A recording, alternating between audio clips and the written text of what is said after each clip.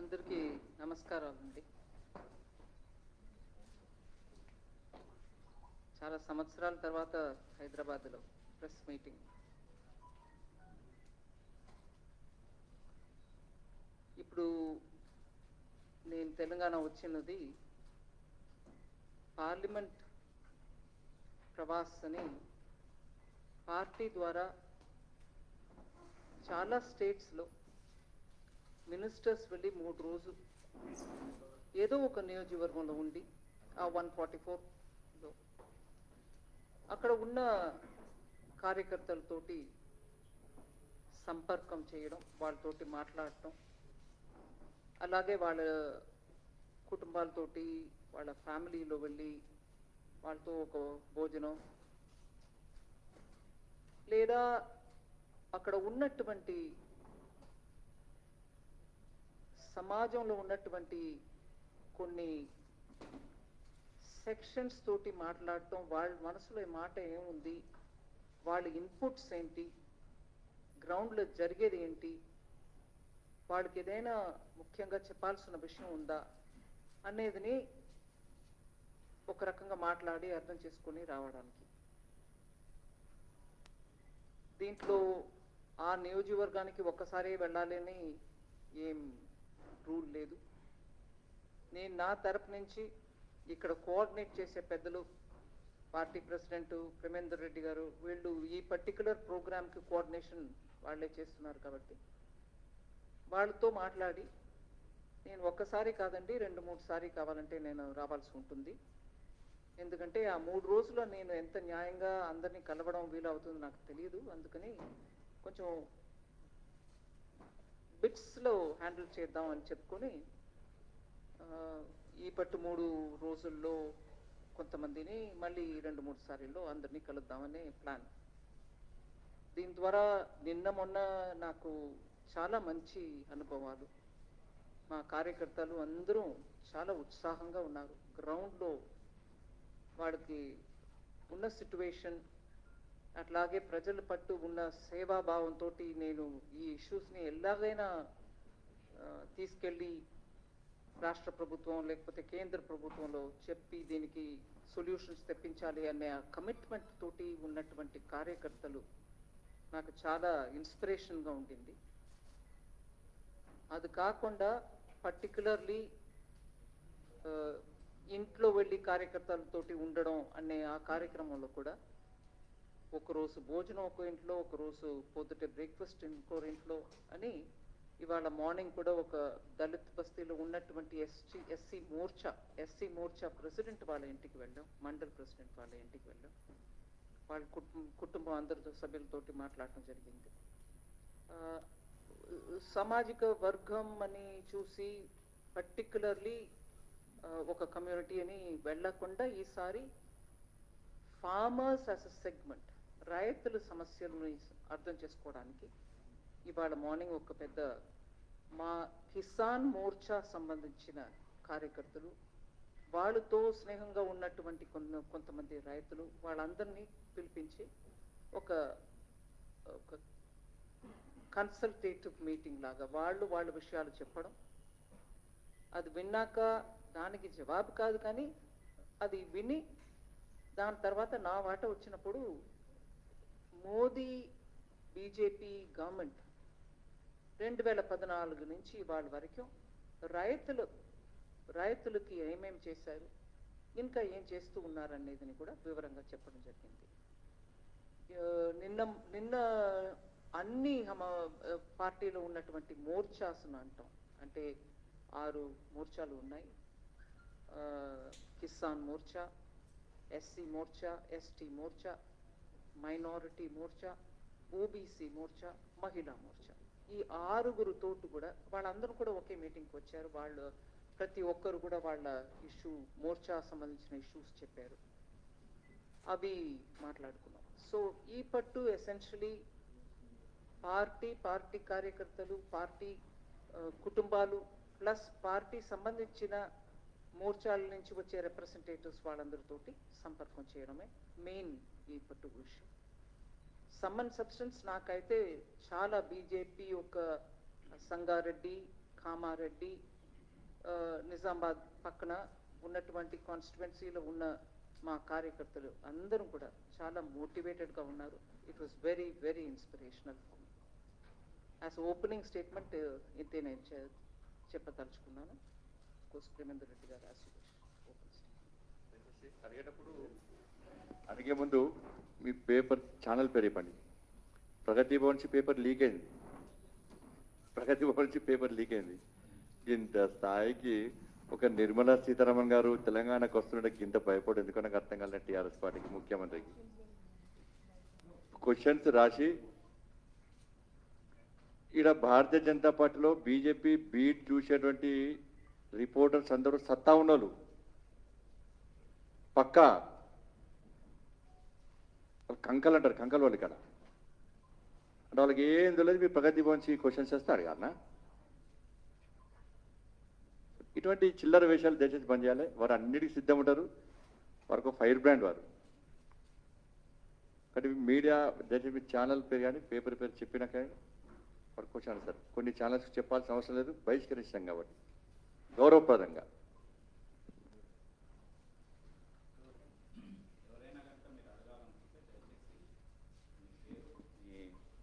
ఏ వైపు నుంచి మీరు రిప్రజెంట్ చేస్తున్నారు అనేది మీరు అడగచ్చు. మీరు అడిగితే వారు చెప్తారు.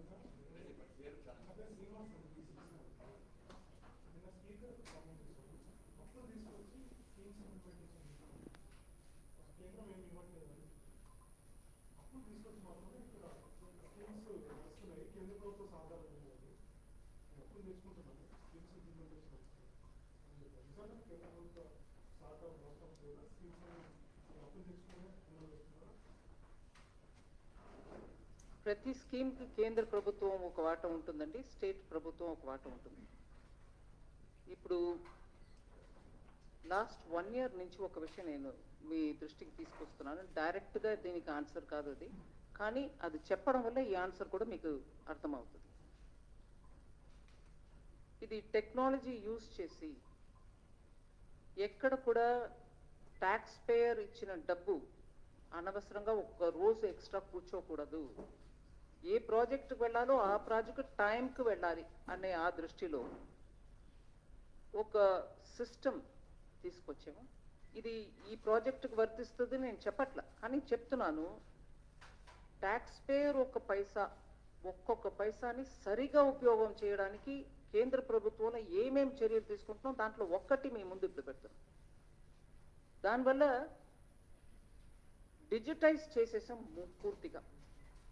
ఇప్పుడు సెంట్రల్ స్కీమ్ ఒకటి ఉందనుకోండి, దాంట్లో సెంట్రల్ వాటా 60 రూపాయలు పెట్టి స్టేట్ వాటా 40 రూపాయలు పెట్టినాక అది 100 రూపాయలు అయి ఆ ప్రాజెక్ట్ లాంచ్ అవుతుంది.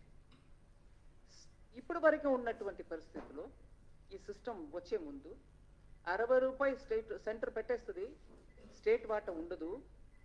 నేను తెలంగాణ గురించి చెప్పట్లా, సిస్టమ్ని వ్యాఖ్య చెప్తున్నాను. తెలంగాణ గురించి ప్రత్యేకం ఆన్సర్ ఇద్దాం. సో ఈ 60 రూపీస్ పెట్టేస్తాం, తర్వాత 40 రూపీస్ స్టేట్ పెడుతుంది. అది ఎప్పుడు పెడుతుందో మనకు తెలియదు. ఈ 60నే ముందు వాడుకుంటారు, లాంచ్ చేస్తారు. దాని తర్వాత ఈ 40 వస్తుందో లేదో మనకు తెలియదు. ఇన్కంప్లీట్గా ఉంటుంది ప్రాజెక్ట్, ఇన్కంప్లీట్, ఇంకా ఇవన్నీ వస్తాయి. దాని తర్వాత ఎప్పుడు ఏ టైంలో ఈ 40 తిరిగి వస్తుందో మనకు తెలియదు. ఇవన్నిటి వల్ల ప్రాజెక్ట్స్ చాలా పెండెన్సీలు ఉండిపోతాయి. ఎవరు వాటి వల్ల పెండింగ్ తెలియదు. ప్రజలేమో సెంట్రల్ గవర్నమెంట్ ఇవ్వాల్సిన ఈ ప్రాజెక్ట్లో ఇంత డిలే అవుతుంది ఏంటి అని అడుగుతారు. ఇవన్నిటికీ ఇవాళ ఆ సిస్టమ్ ద్వారా మీరు పెట్టిన వెంటనే ఆ డబ్బు పెట్టేస్తాం, just in matter of minutes. ఇది డిజిటైజ్ అయిన తర్వాత దానివల్ల ఎక్కడ కూడా స్టేట్ హిస్సా వచ్చిందా, సెంట్రల్ వాటా రాలేదా, ఇవన్నీ గొడవ ఉండదు. ఇద్దరిది ఒకే టైంలో పడుతుంది ఆ అకౌంట్లో. ఈ రిఫార్మ్ తీసుకొచ్చింది మోదీ సర్కార్, కేంద్ర ప్రభుత్వం. ఎందుకు? ఆఫ్టర్ ఆల్ ఒక్కొక్క పైసా ప్రజలది.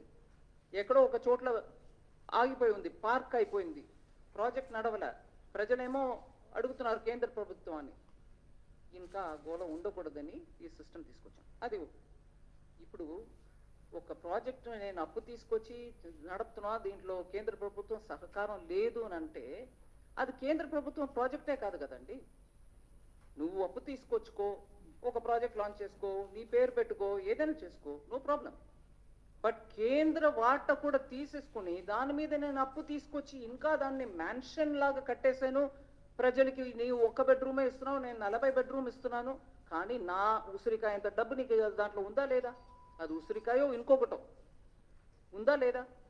ఉన్నప్పుడు మా పేరు కూడా పెట్టు. సో నేను అప్పు తీసుకొచ్చి నడుపుతున్నానంటే that's your wish. I have nothing to comment on it. But ఏదైతే మా ప్రోగ్రామ్ అని మేము డబ్బుతోటి ఇస్తున్నామో దాంట్లో మా పేరు ఉండాలి. ఇది ప్రత్యేకంగా ఆ పేరు మార్చడం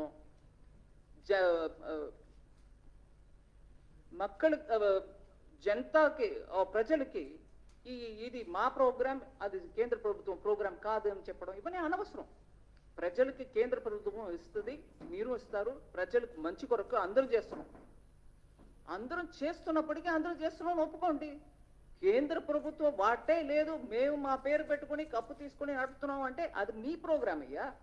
దాంట్లో నాది ఉంటే నాది ఉందని చెప్పడానికి నీకేం అభ్యంతరం అని అడుగుతున్నాం.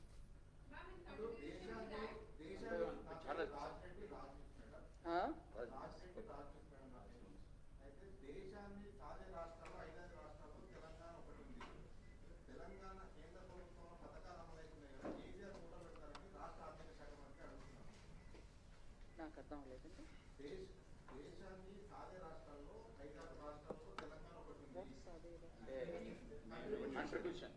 దేశానికి మొత్తం నడవడానికి కంట్రిబ్యూషన్. తెలంగాణ ఇచ్చే డబ్బుల ద్వారా వేరే రాష్ట్రాలకు కూడా పోతున్నాయి. కేంద్రంలో కూడా కేసీఆర్ ఫోటో పెడతారని ఇక్కడ రాష్ట్రానికి సంబంధించిన ఆర్థిక మంత్రి ప్రశ్నిస్తున్నారు. ఇది నేను కొంచెం క్లుప్తంగా ఆన్సర్ ఇవ్వకుండా కొంచెం పెద్దగా ఆన్సర్ ఇస్తాను. వ్యంగ్యంగా సినికల్గా నువ్వెంతైనా తిప్పు బాబు, నువ్వెంత కావాలో దాన్ని ట్విస్ట్ చెయ్యి. హిందీలో చెప్తారు తోడ్ మరోడ్ చెయ్యి. విషయం ఏంటి? నేను అదే ప్రశ్నకి నేను ఇంకో రకంగా అడుగుతున్నా. తెలంగాణలో హైదరాబాదు 55% తెలంగాణ ఇన్కమ్కు కాంట్రిబ్యూట్ చేస్తుంది. 55%. నేను ఉదాహరణకి జిఎస్టీ ఎగ్జాంపుల్ తీసుకొని చెప్తాను. Up to 50 to 55%. ఆదిలాబాద్లో ఒక ప్రాజెక్టుకి హైదరాబాద్ ట్యాక్స్ పేయర్ ఇచ్చిన డబ్బుతోటి ఇక్కడ నేను చేస్తున్నానని హైదరాబాద్ ఓటర్లు అందరూ పేరు మీద నడుపుతారా? హైదరాబాద్లో ఉన్నట్టు ఎంపీ వారు ఫోటో పెట్టి నడుపుతారా? అక్కడ ఉన్న బిల్డింగ్ మీద నీ అది చెప్తావా హైదరాబాద్ ఇచ్చిన రెవెన్యూ వల్ల ఈ బిల్డింగ్ కడుతున్నావు అని పెడతారా? అట్లా ఉంది. అంటే వ్యంగ్యంగా నేను ఎంతైనా అడుగుతా, వెటకారంగా మాట్లాడతా, అవన్నిటికి సరి సాటి జవాబు ఇవ్వు అనంటే ఇది జవాబు.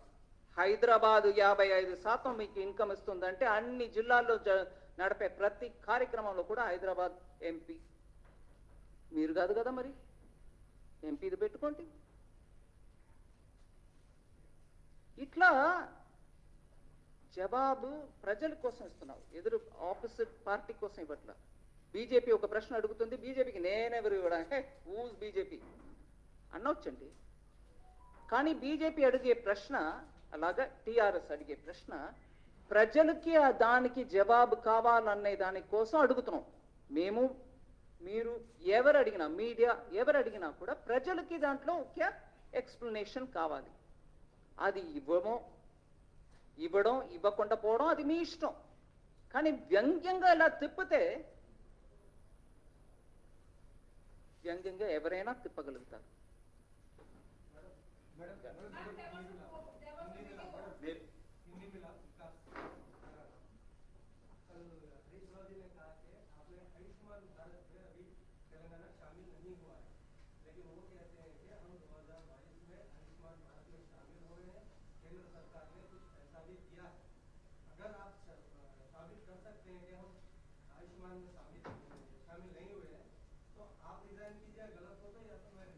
यही भाषा वाली ऐसे ही होता है, मगर मेरा उस दिन का प्रेस कॉन्फ्रेंस का रिकॉर्डिंग देख लीजिए.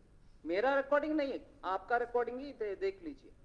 उसमें मैंने क्लियरली बोले 2021 तक, शायद जुलाई 2021 if I remember correct, I said it, May 2021. లేదు, వారు హిందీ ప్రశ్న అడిగారండి, నేను మళ్ళీ తెలుగులో మీకు కూడా అదే విషయం చెప్తాను. తెలుగులో చెప్పనా? నా ప్రెస్ కాన్ఫరెన్స్లో నేను ఏం చెప్పాను ఈ విషయం మీద అనేది ఒకసారి శుభ్రంగా చూసుకోమనండి, చూసుకొని మాట్లాడమనండి.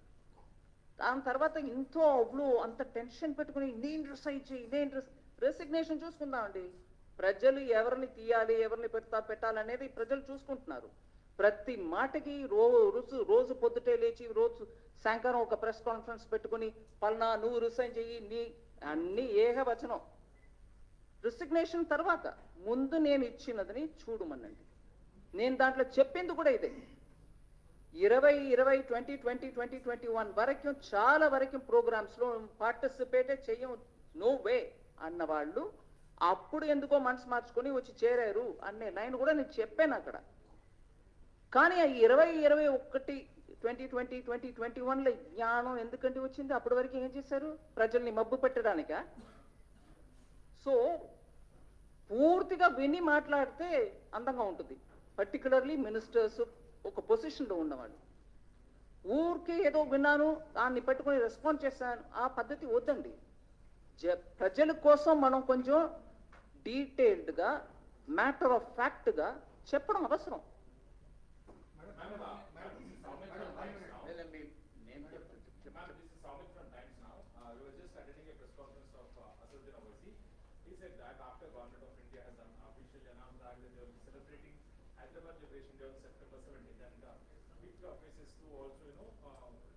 participate in that celebration. So he has stated that we will also be part of that celebration. So only if the government of India celebrates it as a national integration day rather than Telangana Liberation Day. So what would you like to say on that? I won't comment on it because the state party has spoken extensively on it. They have said what they wanted to say. I also know of the hesitation of the Telangana government, TRS government, to celebrate that day, whatever be the name. They didn't want to celebrate it in the first place. It was BJP, the state unit of BJP, which kept reminding, "Enduku nu cheyavu? Why won't you celebrate it? Why won't you remember the martyrs of that day?" Adi adugutu unnaru. That's what they've been asking. So they have spoken enough on it. I don't need to add to it. One minute. There is a lady who's been screaming for the last 3-4 rounds. Please.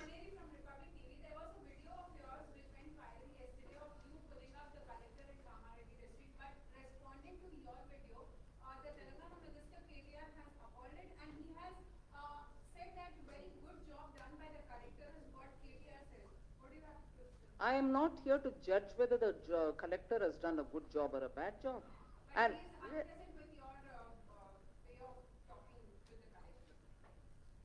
can I answer now? I am not here to judge about the conduct of the collector. But as a people's representative, I have every business to ask a question. And when I ask a question, please point out to me, through that entire conversation before that PDS ration shop, if there was anything objectionable, unparliamentary, discourteous language that I've used. So as a people's representative, if I ask a question to an administrator, and if he is unable to give me an answer, I even went to the extent of saying, "Oh, you don't have an answer now? Maybe after half an hour you can give me." I said that also. Now, if after that, somebody, whoever be it, minister, MP, MLA, whoever be it, media, if you think that wasn't right, you have every right to your opinion. But I think, as a people's representative, I have every business to ask and seek an answer. If my language was objectionable, you have every business to comment. But I think I have not crossed any limits of parliamentary language, discourteous language, none of that. So where is the objection? Madam, the 15th Finance Commission has, I'm Rahul from the Hindu. The 15th Finance Commission has clearly recommended to the Government of India to revisit the FRGM Act. After all, the Act is 20 years old. The 15th Finance Commission has recommended to Government of India to revisit the FRGM Act. It's almost 20 years old now. I'm asking this question in the background of the frequent poses of our Chief Minister that the limit of FRBM has not been raised for the government, state government, to raise additional loans. What is your stand on that? 15th Finance Commission recommends. During COVID, because of the contingency, which was the arisen out of the pandemic and the lockdown, the borrowing limits of the states were increased from 3% to almost up to 5%. Some with, a few of them with some conditions which were with an objective of getting reforms through. So the conditions were not indiscreet, they were very clearly aimed at achieving some of the objectives of reform. So the central government, at the time of the lockdown, post the lockdown, because of COVID, understood and in consultation with the states, understood the states and in consultation with the states, increased the borrowing limit. So we have responded where there is a need for increasing the borrowing limits. Ma'am, one question. This side, ma'am. I have two questions. First one is for the purpose of tax. Very This is one thing from one thing here. For the purpose of taxation, it may be central, state, or local. Is it that the taxes are paid by Karnataka, Telangana, Andhra, or India? That's number one. Number two. Or? What did he say? Karnataka, Andhra, or Indians. Hmm. What do you think? What is the rule for this? Second one, there are lots of illegality taking place in the case of rental companies. They are violating IRIDA rules, they are circumventing RBI rules and holding deposits. And why is that illegal? What companies did you put as a adjective? Fintech companies, Fintech companies. aggregators, apps, whatever. Why is that no one is taking? That they're collecting deposits. Yeah. You're done? I think you've answered your question yourself by saying, is it paid by Andhrites, is it paid by Kannadigas, is it paid by Indians? You have the answer embedded in your question itself. So, it's worrying that sometimes when people want to rake up regionalism and question as though the center is an alien and the states are the ones which are going to have to ask such questions. You've answered your question, but I've just elaborated on it. On the fintech companies collecting deposits,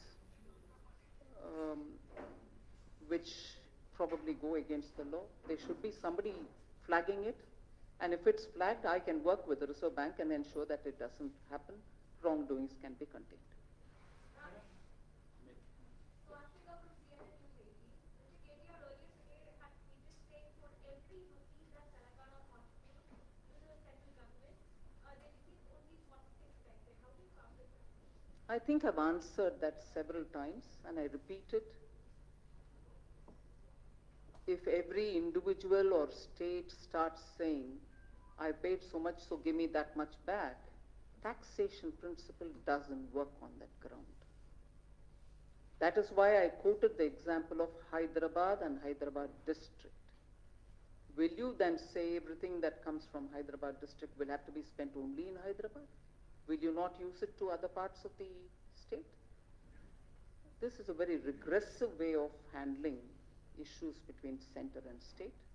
This is a very regressive way. Then many other states equally, which are better probably in terms of the quantum of revenue that they contribute to the central kitty, who can ask no. It doesn't work that way. And he knows it, I'm sure everybody knows it. It's good for rhetoric, it's good for media, it's good because it keeps the temperature hot and higher, but it is not, I think it's disingenuous, if anything.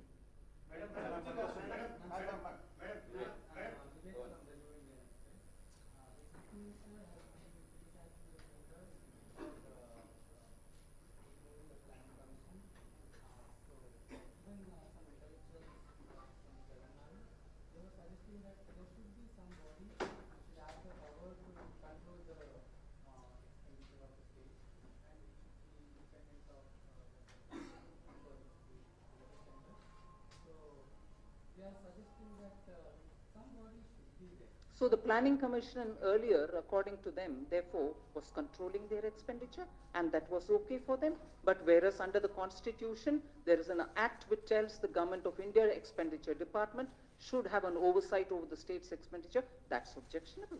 So what is provided by Constitution is objectionable, whereas what the Planning Commission, which at that time was not even constitutionally provided, it wasn't even statutorily provided, that is acceptable. So please, let's do some homework on it. I want to learn more on this. A constitutional provision for the central government expenditure department to make sure that the borrowings of the states are also taken into consideration to understand where the debt to GDP ratio will be is objectionable, whereas you want a body which was not even a constitutionally provided body to govern and say that is acceptable. So I'm surprised at this. No arguments here. If you're voicing your view, I'll take it. Then. Yes. Yes. Right. Absolutely. I should have come out long back. 40,000 becoming 1,40,000. I'm sure it should have come out long time back. I agree. Yeah, ma'am, one question. Ma'am, the GDP growth in the first quarter was 13.5%. Do you see similar double-digit growth for that time? Well, I'll hope for. We'll work for it. And I'm also taking into consideration the facts that economies which were far developed than India, economies which are comparable with India like the other emerging markets, and I'm not deriding anybody, but the reality is, at a time when multilateral institutions, whether they are World Bank, IMF or any others, who are looking at global economy, are clearly saying that many of these countries are on the verge of recession if they are already not in it. And, sorry, and there are economies which are at a high risk of recession. Some of them 85%, some of them 15-16%. And the report also very clearly says that India is not on the verge of a recession at all. So, if we are not on the verge of recession,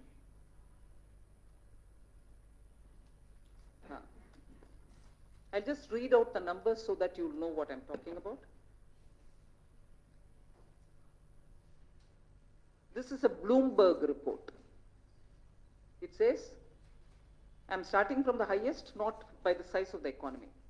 Sri Lanka has 85% probability for getting into recession. New Zealand 33%, South Korea 25%, Japan 25%, China 20%, Hong Kong 20%, Australia 20%, Taiwan 20%, Pakistan 20%, Malaysia 13%, Vietnam 10%, Thailand 10%, Philippines 8%, Indonesia 3%, India 0%. Bloomberg report. So if we are not on the verge of recession, it also gives me the confidence that if we are constantly responsive in terms of the sections which need hand-holding, in terms of the boosts that we have to give the economy, we will keep going on that route. And therefore, the Q1 growth, which some argue saying it's on the base, on a low base, but low base of last year, Q1 over 2020 when there was a lockdown also was low base. So it's all right, whatever be it. Compared to the economies that we are talking about, we are still on a very sound wicket. We are literally the fastest growing economy. The number, whether it is 7.8, 7.5, 7.4, all that is later when it comes. But we will be continuing to go in that strength. I think the people of India have really understood that they are coming out and spurring the economy, and I'm really grateful that they're coming out of the COVID distress.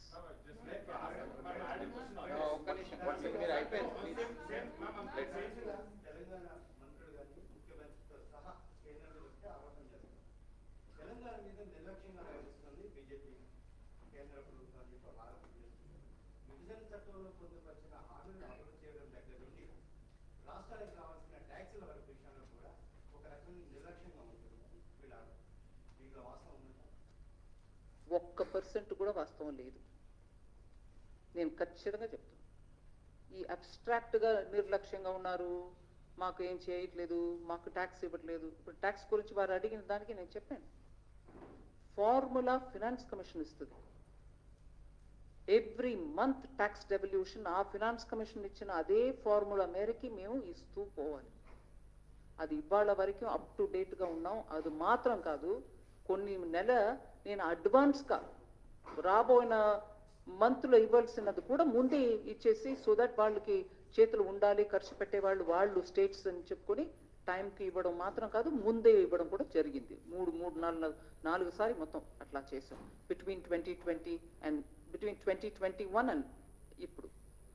So tax ఏ రేట్లు ఇస్తున్నాం అనేది fix చేసేది మేము కాదండి, it is central finance commission.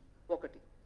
రెండు, ఈ స్టేట్కి నాకు ఇష్టంగా ఉంది, వీళ్ళకి ఎక్కువ ఇవ్వాలి, వీడికి తక్కువ ఇవ్వాలి అని చేయడానికి నాకు అక్కడ ఏ మాత్రం స్పేస్ లేదు, చెయ్యలేను. సిస్టంలో బిల్డ్ అయిపోయి ఉంటుంది, అందువల్ల అది కుదరదు.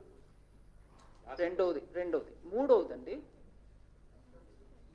ట్యాక్స్ సెంట్రల్ గవర్నమెంట్ కలెక్ట్ చేసి, ఇది పార్లమెంట్లో కూడా మాటమాటకి వస్తుంది. మీరు ట్యాక్స్ డివాల్వ్ చేసేది ఒకటి, అది కాకుండా నాన్ డివాల్వ్డ్ అదే సెస్ని కలెక్ట్ చేస్తున్నారు, అది డివల్యూషన్లో రాదు, అవన్నీ మీరే తీసుకుంటున్నారు కదా అని మళ్ళీ తెలంగాణ నుంచి కూడా ఆ మాట వస్తుంది. నేను పార్లమెంట్లో కూడా దీనికి జవాబు చెప్పాను. ఆ కలెక్ట్ చేసే సెస్, ఊరికే చెప్తున్న ఉదాహరణకి ఎడ్యుకేషన్ సెస్, హెల్త్ సెస్, ఇలా బిల్డింగ్కి రోడ్స్ ఇన్ఫ్రాస్ట్రక్చర్ సెస్ కలెక్ట్ చేసేది అన్నీ కూడా స్టేట్స్కే పోతాయి. కలెక్ట్ చేసే అమౌంట్ అన్నీ కూడా మీ రోడ్ ప్రాజెక్టుకి, మీ స్కూల్స్కి, మీ హాస్పిటల్స్కి, మళ్ళీ సెంట్రల్ గవర్నమెంట్ కానీ ఒక్క క్షేత్రం అని ఏం లేదండి.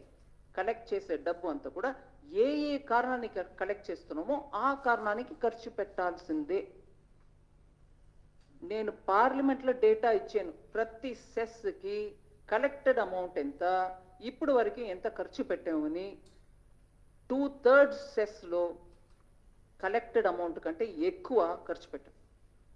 అందువల్ల ఏ రకంగా కూడా ఈ ఆరోపణలో ఒక్క మాట కూడా నిజం లేదు.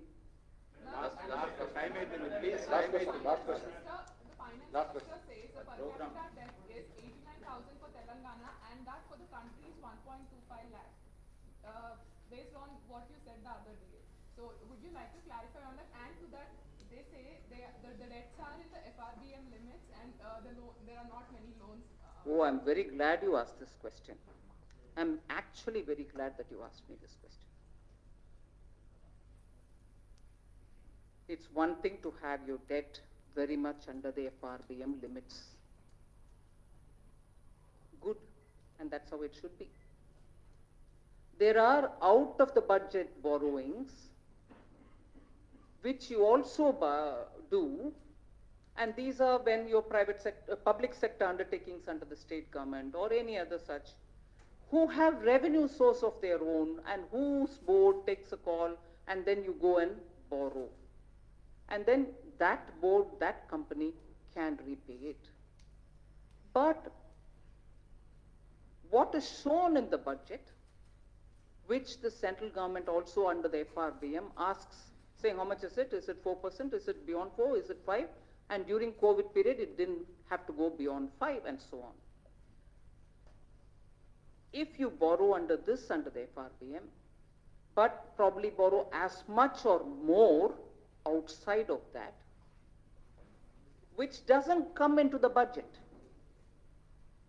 It's outside of the budget. Now both put together, you may say, why should you put together? They have taken care of by borrowing because they have a provision to borrow. They also are seeking permission and then borrowing.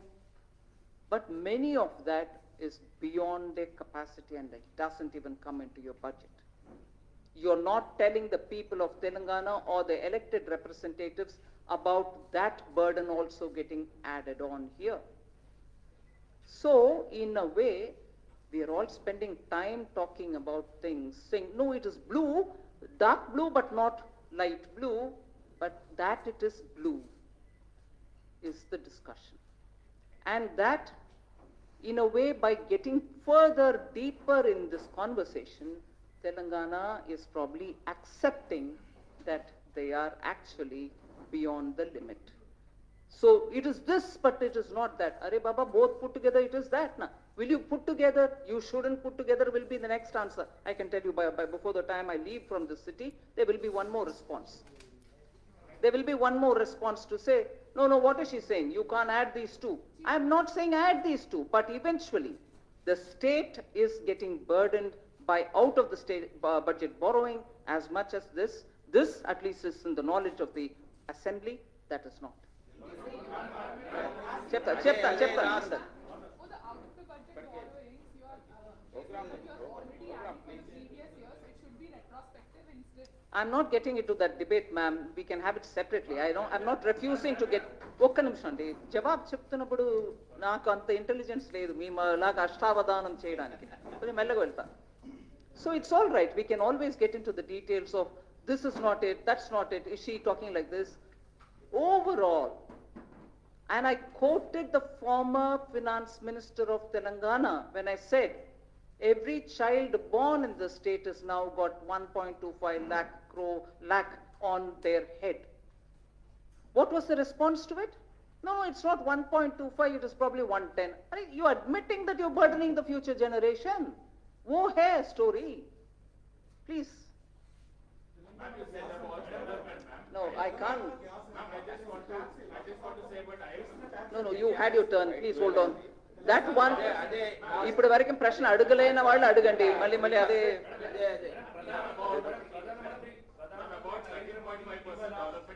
Will you please hold on? I would like somebody who's not asked a question to ask me kindly.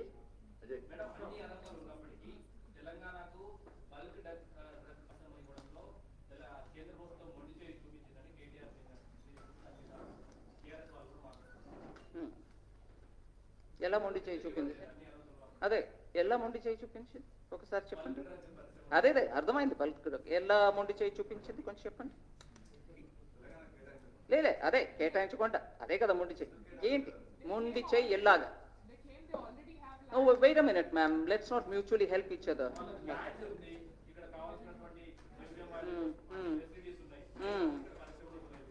ఇవ్వలేదు.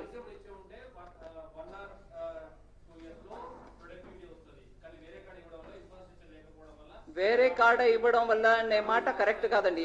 అందరికి ఇస్తాం, అందరూ ఎవరికి వాళ్ళు ఇస్తాం. మీరు మీ టైంలో అది ఆ పర్టికులర్ ప్రాజెక్టు ఈ పర్టికులర్ ప్రాజెక్ట్ అంటే నేను కొంచెం వివరం తెప్పించుకొని మాట్లాడతాం మీతో.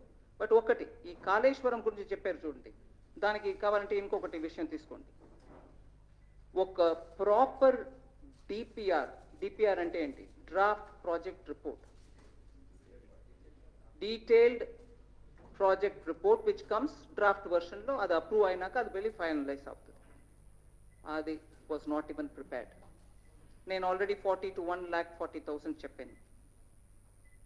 Cost of running of the water pumps చాలా ఎక్కువ. ఇది సస్టైనబుల్ కాస్ట్ కూడా కాదు, ఫీజిబుల్ కూడా కాదు. ఒక ఆర్టీఐ, నేను చెప్పట్లా, ఆర్టీఐ ద్వారా తెలంగాణ గవర్నమెంట్ నుంచే వచ్చిన రిప్లై, దానికి అప్పు తీసుకోవడం గురించి చెప్పారు. మేము అప్పు తీసుకుని నడుతున్నాం కదండి, మీకు ఎందుకు అభ్యంతరం అన్నారు కదా. చెప్తున్నా, అప్పు తీసుకోవడం దానివల్ల what is the burden on every citizen of Telangana చెప్తున్నా. ఆర్టీఐ ద్వారా వచ్చిన రిప్లై, అప్పు కాళేశ్వరం కోసం 8.25% నుంచి 10.9% వరకు వడ్డీ తీసుకుంటున్నారు. సస్టైనబుల్ అది? ఇవన్నీ ఆలోచించండి. ఊరికే మేమేం మాట్లాడలేదు. ఇక్కడ ఉన్న సమస్యల్ని ప్రజలకి ఖచ్చితంగా తీసి చెప్పాల్సిన బాధ్యత మా అందరికీ ఉంది. నేను అక్కడ ఏదో పెద్దగా ఫసల్ బీమా యోజన గురించి మాట్లాడేశాను అని చాలా బాధపడ్డారు. మేము పలానా తారీఖు జాయిన్ చేసాము, అవన్నీ కరెక్టు. మీరు మీడియాలో ఉన్నారు. ఇవాళ సుప్రీంకోర్టు నుంచి ఏం వచ్చిందండి? ఇవాళ సుప్రీంకోర్టు నుంచి ఏం వచ్చిందండి? కోర్టులో వెళ్ళి నువ్వు నిలబడి చెప్పినప్పుడు కోర్టు ఏం అడిగింది? హైకోర్టులో ఒక ఆర్డర్ ఇచ్చారు, రిలీఫ్ ఇవ్వు. 2020 అక్టోబర్లో వచ్చినటువంటి వరదల్లో కొట్టుకుని పోయి చాలా రైతులు ఇబ్బంది పడుతున్నారు అని హైకోర్టులో ఆ వరదలను అఫెక్ట్ చేసిన రైతులు అందరికీ రిలీఫ్ ఇవ్వండి అన్నారు. అది తర్వాత సుప్రీంకోర్టుకు తీసుకెళ్ళి ఆ సుప్రీంకోర్టుకు తీసుకెళ్ళి తెలంగాణ గవర్నమెంట్ తీసుకెళ్ళింది ఎస్ఎల్పి పెట్టి. అక్కడ ఇంకా ఫైనల్ వర్డిక్ట్ రాలే, నా వచ్చేసింది నేను చెప్పాలా. కానీ వాళ్ళు ఏమో అడుగుతున్నారు, మీరు ఈ మధ్యలో హైకోర్టులో ఇట్లా జడ్జిమెంట్ వచ్చినాక మా దగ్గర ఇప్పుడు ఎస్ఎల్పి తీసుకొచ్చే టైంలో ఏదైనా రిలీఫ్ ఇచ్చారా అన్నారు. అక్కడ మన తెలంగాణ తరపున ఉన్నటువంటి అడ్వకేట్ ఏం చెప్పాల. కానీ నేను మీకు ఆ విషయంలో ఒక మాట చెప్పదలుచుకున్నాను. SDRF disaster relief fund, national disaster relief fund, ఇవన్నిట్లో SDRF కూడా డబ్బు వస్తుంది, దాన్ని పెట్టుకొని మీరు రిలీఫ్ ఇస్తారు. ఈ వరదల విషయంలో అక్టోబర్ 2020కి వచ్చిన వరదల విషయంలో SDRF ద్వారా కేంద్ర ప్రభుత్వం ద్వారా సెంటర్ శాంక్షన్ చేసిన అమౌంట్ 188 కోట్లు, 188 crores, 188 crores.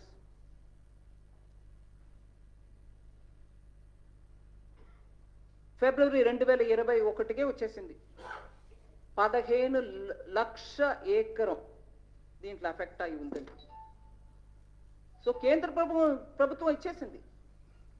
కానీ ఈ స్పెషల్ పిటిషన్ సుప్రీంకోర్టులో ఉన్న ఇప్పుడు ఈ విషయంలో ఆ డబ్బు వచ్చింది, మేము కేటాయించేసామని చెప్పాల్సింది కదా. కోర్టు అడుగుతున్నారు, మేము అడుగులా. మేము ఇవ్వాల్సిన 188 crores ఇచ్చేసామండి SDR. ఆ అక్టోబర్ 2020 వరదలకి ఇవ్వాల్సింది ఇచ్చారా లేదా నాకు తెలియదు, కోర్టులో ఉంది మాట. కానీ ఇవాళ మీడియాలో వచ్చింది కాబట్టి నేను కోర్టు చేస్తున్నా, నేనేం కొత్తగా తీసుకురాలా.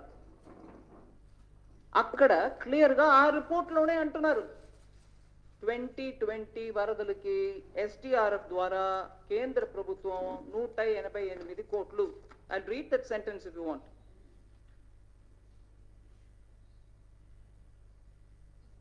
The state government had submitted in a final report to the center in October 2020, giving detailed tables establishing severe crop loss in 15 lakh acre, and that the center had sanctioned rupees 188 crore from the disaster response funds NDRF or SDR in February 2021.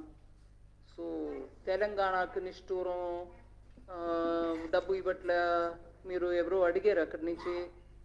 ఇవాళ వచ్చిన మాట నేను చెప్తున్నానండి, ప్రతి ఒక్కట్లో ఇదే, ఇస్తూ పోతున్నాం.